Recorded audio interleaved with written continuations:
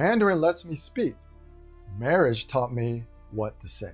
In 2019, before my son was born, I began recording a spontaneous series of video reflections, messages to my future child explaining our world in context. As American-born Chinese, ABCs, we are ethnically Chinese, but raised within a Western system of values.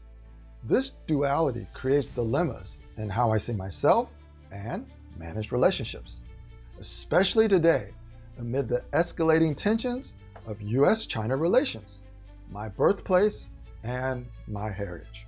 Growing up in Atlanta, Georgia, I always felt caught between two worlds, an American life I aspired to embrace and a Chinese heritage of my blood.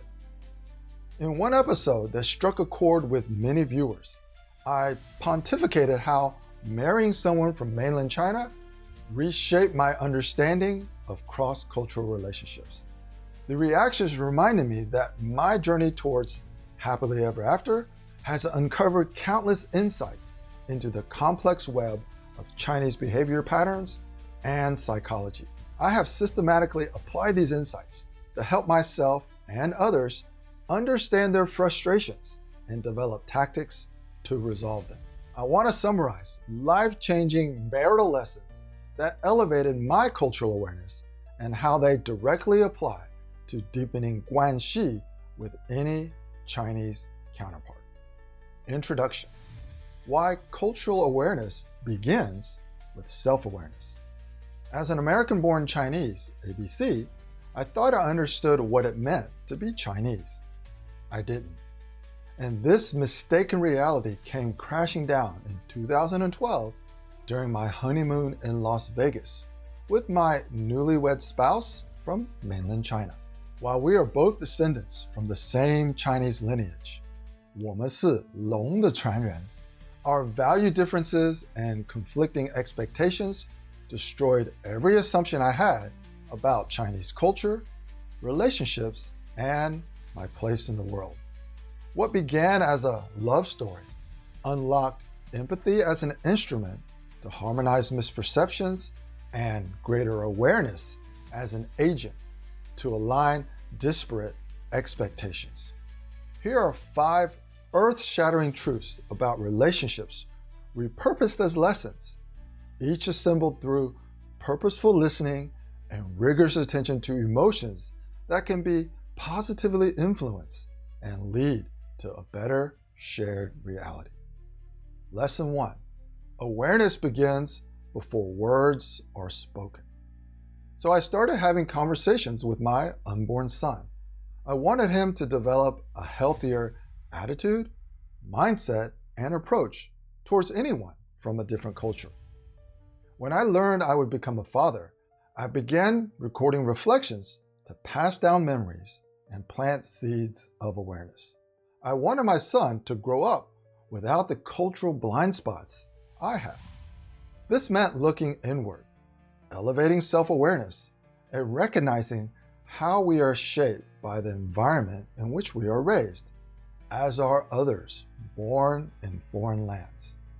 The key takeaway is cultural empathy isn't taught in school. It starts in the home with intentional conversations about identity, perceptions, and misperceptions. Lesson 2. Love challenges the biases you didn't know you had. It was never my intention to date or marry someone from mainland China, but love has a strange way of bringing opposites together. Growing up, I absorbed all the stereotypes about people from mainland China. Too materialistic, too controlling, too deceitful. I vowed I'd never marry someone from there, but then I met her. Beautiful, smart, funny, but from Hunan, China, the hometown of Chairman Mao. She was everything I was looking for, except what I didn't know, my unknown unknowns. I pursued, she accepted, and the rest is history.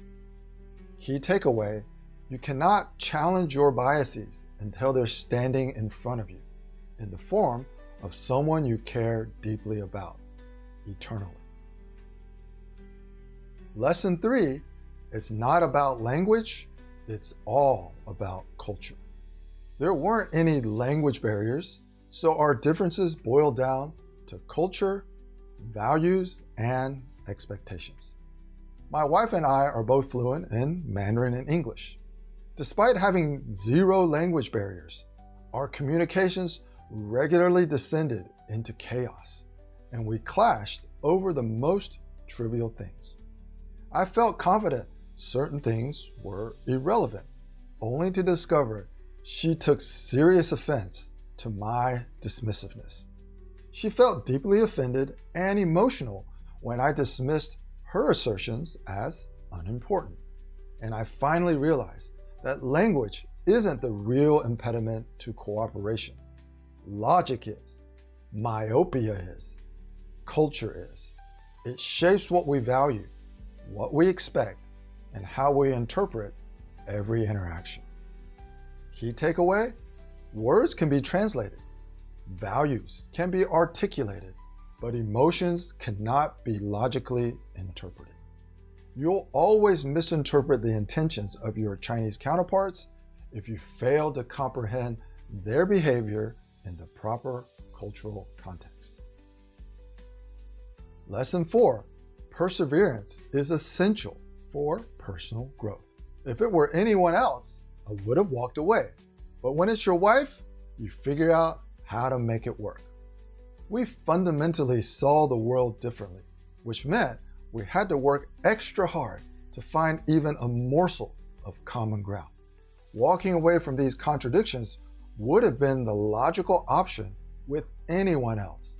Still, something worth having justifies the more arduous path. Key takeaway: growth comes in the discomfort of reconciliation, as true happiness demands that we embrace uncertainty for a better tomorrow. We must condition ourselves to pursue outcomes over ego.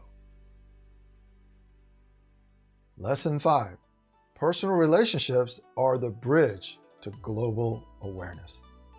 Americans often perceive Chinese as unreasonable, but now I understand their thinking and emotions, and I can empathize.